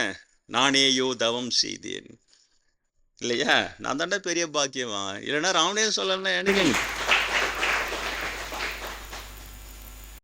நீங்கள் ஒரு பெரிய இது பாருங்கள். ராமாயணம் பிரகாரம் ராவணேஸ்வரன். ஆனால் நீங்கள் இந்த ஆதி புருஷோ இதோ எல்லாம் சீரியல் கீரியல் அது சும்மா ட்ரெய்லர் எல்லாம் பார்க்குறேன்னு எங்கேயுமே ராவணேஸ்வரன் பூணிலே போட்டிருக்க மாட்டான். உண்மையிலேயே உண்மையானலாம் இருந்தால் ராமாயணத்தில் அவர் புலசியன்ற ஒரு பிராமணுக்கு அப்புறம் தான் பிராமணா விபீஷணனா நம்மளாம் பிராமணர்கள்னு ஒரு இடத்துல சொல்ல பிராமணன் கொண்டு வரானே. அப்போ நீ சீரியலில் ராவணேஸ்வரனுக்கு பூணில் போட்டிருக்கணுமா இல்லையா? போட்டு மாடம் பாரு பத்தியா. ஏன்னா அந்த பூணில் பார்த்தோன்னே எல்லாருக்கும் தெரிஞ்சிடும், ஓ ராவணேஸ்வரன். அதை அப்படியே அமுக்கி வச்சுக்க ராமாயணத்தில். மோசமான கேம் ஆடுறவனுங்க இவனுங்க. என்ன கூட யூஸ் பண்ணிப்போம் பின்னால். இந்த தாசன்னு ஒரு ஆள் இருந்தான், அவன் என்னதான் ஒரு உண்மையை சொல்லிட்டு போனால் ராவணன் பிராமணன் இல்லையாம், அதனால அதை ஏற்றோம் அப்படின்றான். ஏன் நெகட்டிவ் கேரக்டர் தள்ளி விடு போ வாடா நம்மளுக்கு. எங்கேருந்து ஒரு நான் இவ்வளோ நேரம் எடுத்துக்கொண்டேன். ஆனால் இப்போ நீங்கள் சொல்லுங்கள், இப்போ யேசுபிரான் கேட்ட அந்த கேள்வியை நான் இன்னும் 1 வருஷம் இல்லை 10 வருஷமும் நடத்தணுமா வேணாவா? ஏன் கடவுளுக்கு எது கணக்கு?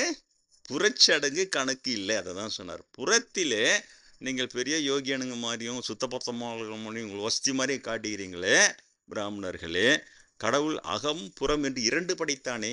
கடவுள் அகம் ஒன்று படைத்தானே, உள்ளம் படைத்தானே. அது நீங்கள் சுத்தப்படுத்தவே இல்லையேன்னு இருப்பார்.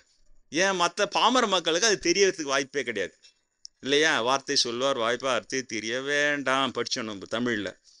வார்த்தை சொல்கிறோம் வாய்ப்பா திரியிறோம் நம்ம. அதனால் அவன் பாடின அந்த வாயிலேயே வளர்ப்பு கொட்டியே நாங்களாம் அப்படி ஆக்கம் அப்படி ஆக்கம் ஃபைன்னு உனக்கு மண்டையில் மசாலா அரைச்சி அமுச்சு விட்டுறோம். அதுக்கு நம்பிக்கிது நம்ம ஜனங்க வரும். ஆனால் யேசுபிரான் உள்ளம் அப்படின்னா உள்ளம் யாருக்குமே தெரியாது. ஏன் தெரியாது? உள்ளம் தெரிந்தவர்கள் தான் சரியான மகான்கள். புரிகிறதா? அந்த உள்ளத்தை யேசுபிரான் நிலையில் இருக்கிறவர் பார்க்கும்போது தெரியுது இவங்க பொல்லாங்க நிறைந்தவர்கள், இவங்களை என்னை எப்படிலாம் கொலை பண்ணுறது போட்டு பிளான் போட்டுனே இருக்கிறானுங்க. ராத்திரிலாம் கும்ப கூடி பிளான் போட சீடர்கிட்ட சொல்கிறாரு. அடியேன் அவருடைய சீடர் சென்ட் பீட்டராக இருந்த தொட்டு எனக்கும் தெரிகிறது அது இவர் சொன்னது. இதை தான் சொல்ல வர. உள்ளத்தில் பொல்லாங்க நிறைந்திருக்கிறதே, அதை சுத்தம் செய்வதற்கு என்ன செய்ய போகிறீர்கள்? புறச்சடங்கு நீங்கள். அதனால தான் நான் இங்கே நீங்கள் பார்த்தீங்கன்னா புறச்சடங்கு நான் ரொம்ப ஒன்றுமே சொல்கிறதே கிடையாது அதிகமாக. ஏன்னா நல்லா தெரிஞ்சு போச்சு இது கெடுக்குது தான், நிறைய கெடுத்தது தான் மிச்சம் இல்லையா? இது ஏன்னா உள்ளத்தை பார்க்கறதுக்கு ஆழ்ந்து சென்று பார்ப்பதற்கான ஒரு எண்ணத்தையே கொடுக்க மாட்டேது. பிரம்மேந்திரர் சொன்னது அது உண்மையாக இருக்கிறது. கடவுளை தெரியாமலே நீ கடவுளை பூஜை செய்ய ஆரம்பித்தால் கடவுளை தெரிந்து கொண்டதை போன்ற ஒரு போலியான திருப்தியை அது உன் உள்ளத்தில் ஏற்படுத்தி விடுகிறது. கடவுளை தெரிந்த பிறகு பூஜை செய்யுன்னு சொன்னார். அதனால ஒரு இடத்துல கடவுளை தெரிகிற வரை நாத்திகம், தெரிந்த பிறகு ஆத்திகம்னார். பிரம்மேந்திரர் சொன்னார் கடவுளை தெரிகிற வரை நாத்திகம் நல்லது. ஏன் கேள்வி கேட்கும், அது விசாரணை பண்ணும் அதெல்லாம். ஆனால் ஓவர் நாத்திகம் வேணாம். கடவுளே இல்லைன்னு மறுத்துட்டினா ஒன்றுமே போக முடியாது. அதையும் கொஞ்சம் உபயோகப்படுத்திக்கோ. அப்போ காம்பினேஷன் சரியாகுது. எங்கள் அப்பாவோட நாத்தியும் எங்கள் அம்மாவோட ஆத்தியும் சேர்ந்த காம்பினேஷன் நான் வந்தோடனே எனக்கு ரெண்டுமே யூஸ் ஆகிடுச்சு, ரெண்டு கரெக்டாக கொண்டு வர்றதுக்கு. அதனால் இன்னும் நிறைய வகுப்புகள் நான் சொல்ல வேண்டியதாக இருக்கிறது. நீங்கள் நினைவிலே கொள்ளுங்கள். அது யூத சமயமாக இருந்தாலும் சரி, இங்கே அவர்கள் இயேசுவை கொலை செய்துவிட்டு இங்கு ஓடி வந்து புகுந்து கொண்ட சமணம் பௌத்தம் அதிலே சேர்ந்து இந்து சமயத்தை ஒட்ட 6ஆம் நூற்றாண்டில் ஒழித்தவர்கள் இவர்களே தான். அதுக்கு பிறகு மீண்டும் அது சம்பந்தர் அப்பர் இவர்களுடைய முயற்சியால் மீண்டும் வந்த பிறகு இப்பொழுது இந்து சமயம் என்கின்ற சைவ வைணவம் இது எதிலாக இருந்தாலும் சரி, பிராமணன் வெளியிலிருந்து நுழைவான், அதை ஏற்றுக்கொள்வதைப் போல சொல்லுவான். அதில் இருக்கிற உயர்ந்த வார்த்தையெல்லாம் தகுதியின் அடிப்பில் அமைந்த வார்த்தைகள்லாம் பிறப்பின் அடிப்பில் தான் அதுன்னு பிடிக்குவான். அந்த ஆதி சமய மக்கள் அதை உபயோகப்படுத்தாமல் பார்த்து நாலு அடைவில் அதை எஸ்டாப்ளிஷ் பண்ணிவிடுவான். ஆனால் அது எதிர்மாறாக இருப்பான்.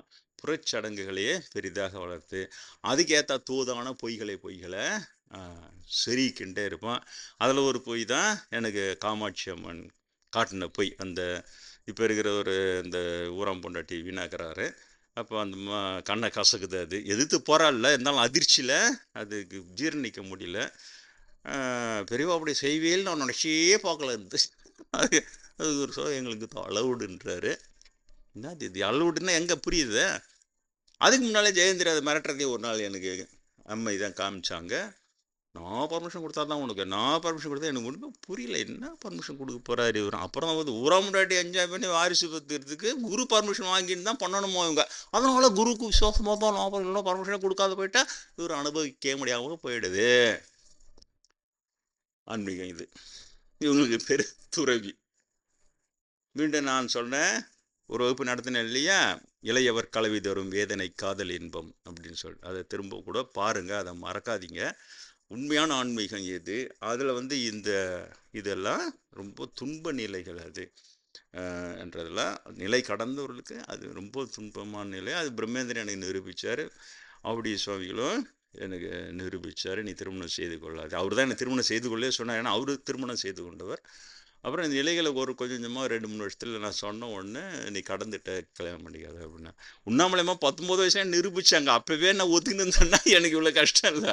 ஆனால் அதுக்காக நான் ஒத்துக்கல, ஆளாம் இல்லை எல்லாரும் வரலாம் நானா அப்படின்னா, அல்ல பின்னால் உனக்கு புரியும்னு சொன்னாங்க. அப்புறம் இவங்களாம் எனக்கு சொல்லி பிரம்மேந்திரலாம் நிரூபிச்ச பிறகு தான் அப்புறம் அந்த அனுபவத்தோடு அதை காமிச்சோன்னே இறக்கி காமிச்சார் பிரம்மேந்திரா. அதான் அவருடைய கிரேட்னஸ். நீ வந்து நிலை கடந்து வந்துட்டு தொட்டு நீ எதை கடந்தன்னு உனக்கு தெரியல, அதனால் அந்த நிலை இறங்கி அது என்னான்னு உனக்கு நான் காட்டுறேன், அப்போது நீ முடிவு பண்ணிக்கோ நீ கடந்தியா. அப்புறம் பார்த்தா அடடா என்னடா இது, துன்பத்தை போய் இன்பம்னு. உண்மையிலே சாரி, நீங்களாம் தப்பாக நினச்சிக்காதீங்க. இன்பம் இன்பம் என்று துன்பத்தை தான் அனுபவித்து கொண்டு இருக்கிறேன். உங்களுக்கு ஏன் அது துன்பமாக தெரியலன்னா அதை விட பெரிய இன்பம் உங்களுக்கு கிடைக்கல. ஒரு எனக்கு இப்போ பாருங்கள், உங்கள் பார்வையில் நான் பரிதாபமாக, இப்போ சுவாமி ஒரு கல்யாணம் காட்சி குழந்தை கொட்டு இல்லாமல் அப்படியே இருக்கிறாரு, உங்கள் பார்வையில் நான் பரிதாபம், என் பார்வையில் நீங்களாம் பரிதாபமாக தான் தெரியுங்க. ஏன் இவங்க இதில் கிடக்குறாங்கன்னா இவங்களுக்கு இதை விட பெரிய இன்பம் தெரியல. நமக்கு அது பெரிய இன்பத்தை உண்ணாமலை கடந்துட்டேன்னு நிரூபித்து, அப்புறம் குருநாத் பிரம்மேந்திரன் நிரூபித்து காட்டணுன்னு தான் அட்ட என்னடா இதில் போய் மாட்டோம் ஓடியாடா தப்பிச்சின்னு ஓடியான்னு. அப்புறம் தான் புரியுது. அப்போ தான் சொன்னார் பிரம்மேந்திரன் தான் சொன்னார், இதாண்டா காதல், காதல் காதல்ன்று உலகமே இது பின்னால் ஓடின்னு இருக்கு. இந்த காதல் கிடைச்சா போதும்னு அது பெரிய பாக்கியமாக நினச்சி இது பின்னால் ஓடுது. ஆனால் ஒரே ஒரு எனக்கு துன்பமாகுது, என்னை விட்டுருன்னு ஓடுறான். ஏன்னா நீ தான் எப்போ கடந்துட்ட, நீ தான் உண்மையான ஆத்திகம்லாம் சொல்லி நிரூபித்தார் சார். இப்போ தான் அது பழைய கதை புராண கதையை பேசலை, புரியுதா? அதனால் நான் அந்த பாப்பா பேச்சு கேட்டுனேன். இந்த வேறு மாதிரி நீங்கள் சொல்கிற ஆன்மீகம் அமைப்புகள், இந்து அமைப்புகள்ன்ற பேரில் என்ன அந்த மாதிரி இல்லாமல் நான் இந்த நிலையை அடைஞ்சேன் இல்லையா? இல்லை, அத்தியந்த பக்தி, அவ்வளோதான் உண்மையான பக்தி. உண்மையாக பக்தி என்னென்னா உண்மையாக உண்ணாமலை அம்மகிட்ட போய் சொன்னேன், எங்கள் அப்பா இப்படி லஞ்செலாம் வாங்கக்கூட வளர்த்துறதோட நான் லஞ்செல்லாம் வாங்க நான் பரிசுத்த வாழ்க்கை வளர்னேன். அப்போ உண்ணாமலை அம்மனுக்கு சிரிப்பு வந்துச்சு. அந்த மாதிரி சிரிக்க வைங்க நீங்கள் பாருங்கள். உண்ணாமலை அம்மகிட்ட போய் நம்ம வளரணும் நம்மளை வசதியாக, ஆனால் உண்ணாமலை கேட்டு கலகலன்னு சிரிக்கணும். அப்படி சிரிச்சாங்க. அதுலேயும் கோவம். ஏன்னா 19 வயசு தானே எனக்கு ரொம்ப.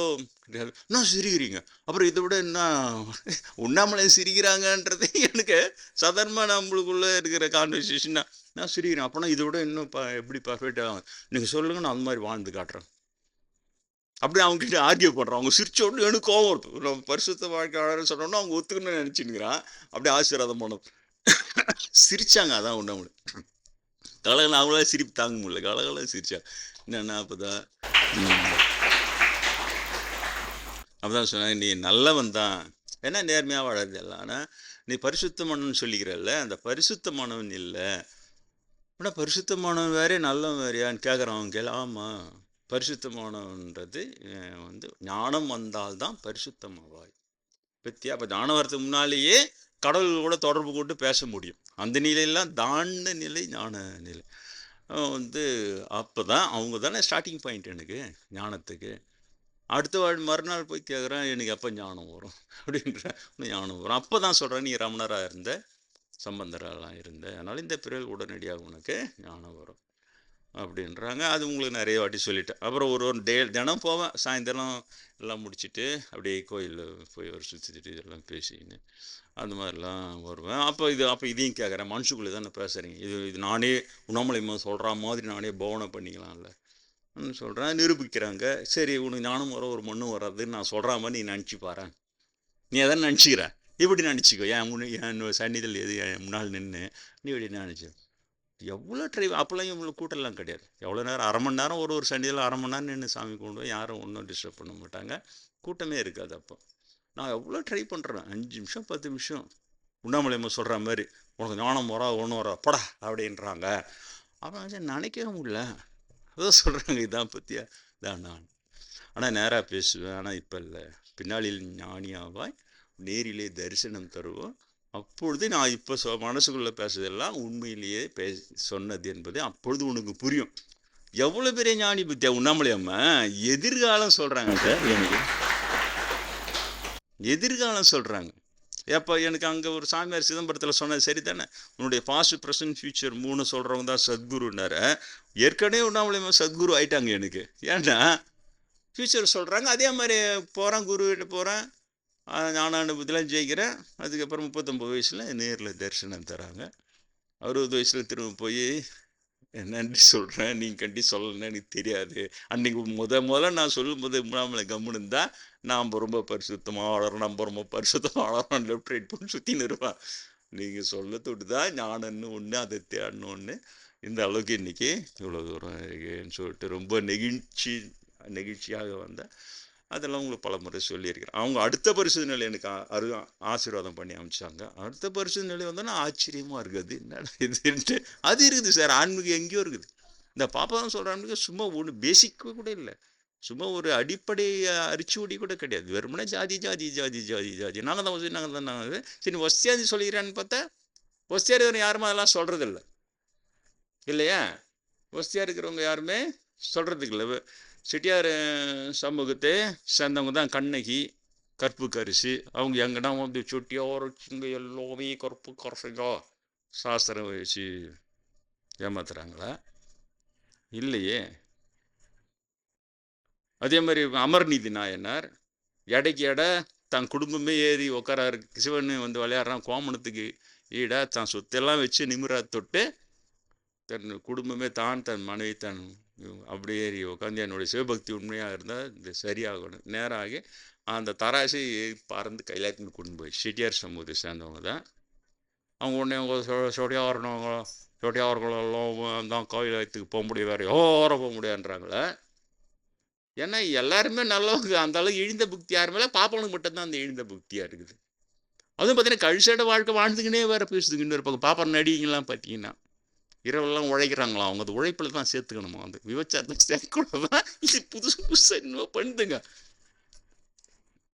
பயங்கரம் இதெல்லாம். உங்களுக்காண்டி உண்மையான ஞானிகள் நடுவில் கடவுள் அனுப்பாமல் போனால் மொத்தமாக அந்த பாப்பாரை கூட்டம் இதுங்க தான் கடவுள்னு ஒரு அப்படி இந்த பக்கம் பார்த்தீங்கன்னா ரோட்டில் ஒருத்தவங்க தோல்லையும் ஒரு பாப்பா ஏறி உட்காந்து இருப்பான். எல்லாம் தூக்கி நடந்துன்னு போன பாப்பானை தூக்கி போகணும்னு ஒரு சாஸ்திரம் இருக்குதுன்னு எல்லாம் அப்படி நடக்க வச்சுடுவான். என்ன செய்யுது, நிறைய நேரம் எடுத்துக்கொண்டு அதில் அடுத்த வகுப்பில் நான் தொடர்ந்து இதை செய்வேன். புறச்சடங்குகளை பெரிதுபடுத்தி தங்களை வசதியாக நினைத்து கொள்கிற பிராமணர்களை பார்த்து கேட்டாலும் அது நமக்கெல்லாம் கூட அது பொருந்தும். அது இல்லை, கடவுள் அகம் புறம் என்று இரண்டை படைத்தானே, அகத்தை தான் கடவுள் பார்க்கிறான், உள்ளத்திலே அன்பு இருக்க வேண்டும். அதற்கு தான் நாம் முனையாக பாடுபட வேண்டும் என்று சொல்லி முடித்துக் கொள்கிறேன். இயேசுவினுடைய ஆசீர்வாதம் உங்கள் அனைவருக்கும் கிடைக்கும்.